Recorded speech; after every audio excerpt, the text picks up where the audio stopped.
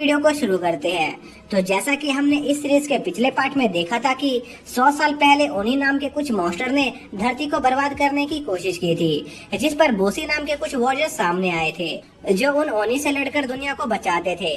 पर ओनी ने इंसानों का इतिहास बदल दिया और बोसी को इंसानों का दुश्मन बना दिया, जिस वजह से इंसान ओनी की पूजा करने लगे और इसकी आड़ में ओनी धीरे धीरे इंसानों को खा रहे होते हैं। जिसके बाद हम मुसासी और कुइजरो नाम के दो लड़कों को देखते हैं जिनका सपना एक बोसी बनने का था ताकि वो ओनी को हंट कर सके। पर उन्हें पता चलता है कि वो जिस विलेज में रह रहे थे उस विलेज पर भी ओनी का कब्जा था, जो विलेजर को बेवकूफ बनाकर उन्हें खा रहे थे। जिस पर मुसासी और कोइजरो मिलकर वहां मौजूद सभी ओनिस को मार देते हैं। जिसके बाद उनका सामना एक केजिन से होता है जिसे वो लोग नहीं मार पाते हैं। तभी वहाँ पर टाकेडा बैंड का बॉस आ जाता है, जिनका लीडर टाकेडा बड़ी आसानी से उस ओनी को मार गिराता है। जिस पर मुसासी भी अपने एक बोसी बैंड बनाने का फैसला करता है और कोइजरो और मुसासी अपने बैंड बनाने के सफर पर निकल जाते हैं। जहाँ पर हम देखते हैं कि मुसासी कित्सुकी स्वॉर्ड का यूज नहीं कर पा रहा होता है क्योंकि उसकी बॉडी में ब्लैक ऑरा मौजूद होती है और कित्सुकी स्वॉर्ड से एक ओनी मोस्टर को मारा जा सकता था। जिसके कुछ समय बाद मुसासी की मुलाकात सीरो से होती है जिसके पास भी ब्लैक ऑरा थी, लेकिन इसके बावजूद भी वो कित्सुकी स्वॉर्ड का यूज कर पा रहा होता है और बहुत ज्यादा पावरफुल होता है। पर बाद में मुसासी को पता चलता है कि मुसासी कित्सुकी स्वॉर्ड का इसलिए यूज नहीं कर पा रहा था क्योंकि उसकी बॉडी में एक गॉडेस है और सीरो असल में मुसासी को अपने कित्सुकी स्वॉर्ड बनाना चाह रहा था। पर मुसासी सीरो का साथ नहीं देता है, जिस पर सीरो उसे खाई में फेंक देता है, जहां पर मुसासी फाइनली अपने गॉडेस पर काबू पा लेता है, जिस वजह से मुसासी कित्सुकी स्वॉर्ड का यूज कर पाता है और फाइनली एक बॉसी बन जाता है। जिसके बाद मुसासी का बैंड उइसुगी क्लैन के लीडर से मिलने का फैसला करता है ताकि वो कुइजरो के डैड के पास्ट के बारे में पता लगा सके, क्योंकि कुइजरो एक फेमस बूसी की फैमिली से बिलोंग करता था।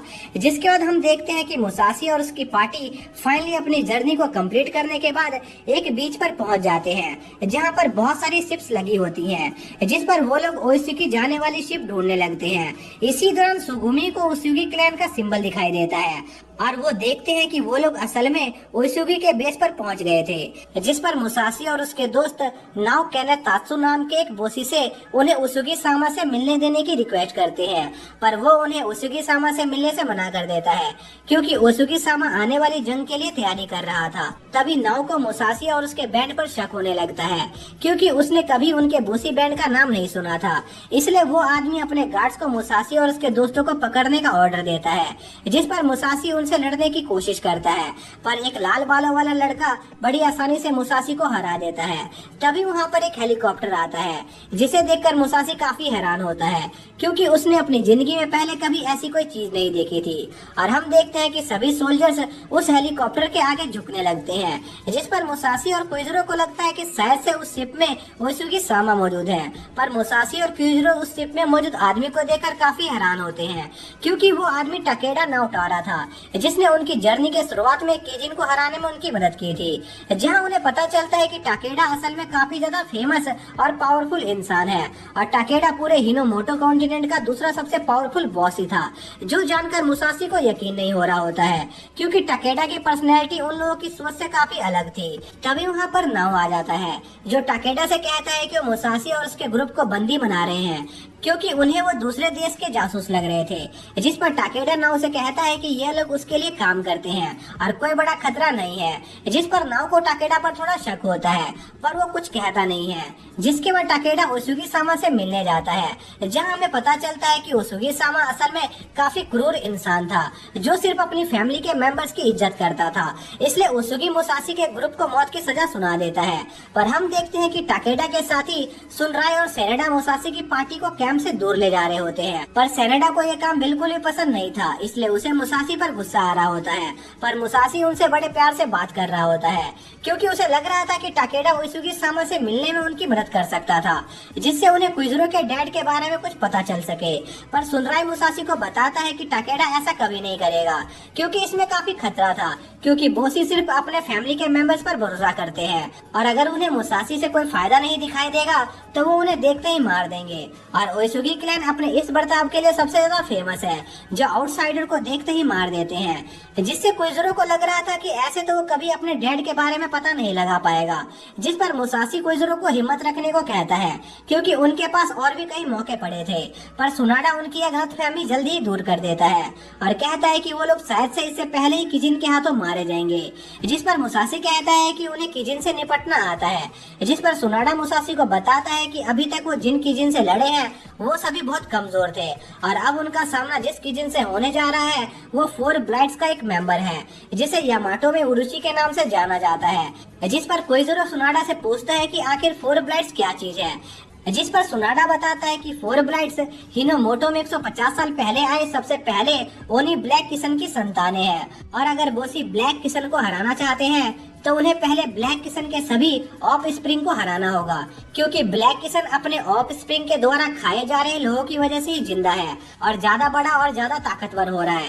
इसलिए वो सभी ओरोची को हराने की तैयारी कर रहे हैं। लेकिन सुनाडा को काफी कम उम्मीदें होती हैं कि वो इस काम में कामयाब होंगे, क्योंकि 150 सालों से कोई भी बोसी ऐसा नहीं कर पाया था। ऊपर से इस काम में काफी खतरा था, इसलिए सुनाडा मुसाशी और उसके दोस्तों को इन सभी मामलों से दूर रहने को कहता है और मुसाशी को भी इससे कोई दिक्कत नहीं होती है, क्योंकि मुसाशी भी यहाँ पर किसी ओनी से लड़ने नहीं आया था, बल्कि कोइजुरो के डैड के बारे में पता लगाने आया था। इसलिए वो अपने मिशन को जारी रखता है और ओइसुगी क्लैन के कैसल में घुस जाता है। पर मुसाशी देखता है कि ओइसुगी क्लैन का कैसल बहुत बड़ा था, इसलिए उसे समझ नहीं आ रहा होता है कि आखिर वो ओइसुगी सामा को कैसे ढूंढेगा।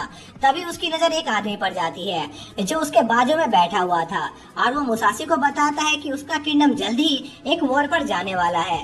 इसलिए उस आदमी को उसके लोगों की चिंता हो रही थी, क्योंकि एक बोसी होने के नाते उसे अपने लोगों को प्रोटेक्ट करना था। और वो आदमी मुसाशी से पूछता है कि क्या वो भी एक बोसी है, जिस पर मुसाशी हाँ में जवाब देता है। इसलिए वो आदमी मुसाशी को आने वाली वॉर के लिए तैयारी करने को कहता है।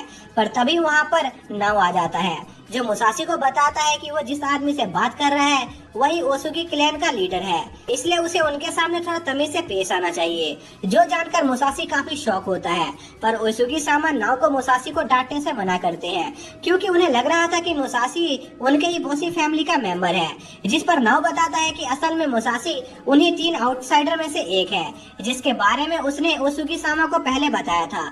जो सुनकर ओसुगी सामा को गुस्सा आ जाता है और वो मुसाशी और उसके दोस्तों को सजा देने के लिए उनकी आर्मी के फ्रंट लाइन पर भेजने का फैसला करता है।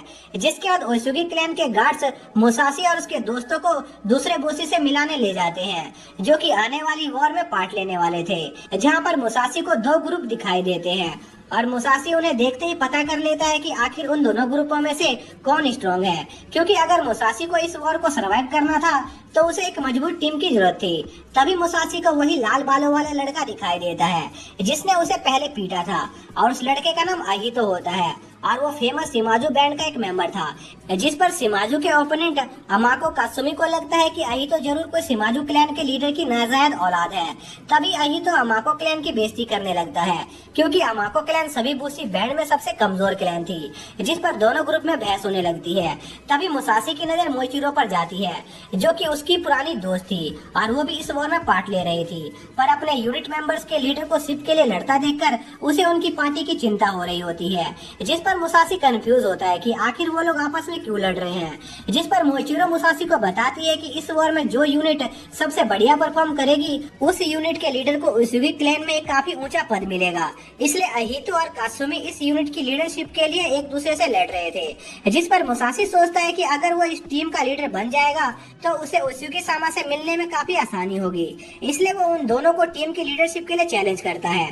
जिस पर वो दोनों एक साथ मुसाशी पर हमला करने लगते हैं। पर मुसाशी की शॉर्ट स्किल काफी अच्छी होती है और मुसाशी उन दोनों को काफी टक्कर दे रहा होता है, जिसके साथ ही यह पार्ट यहीं पर एंड हो जाता है।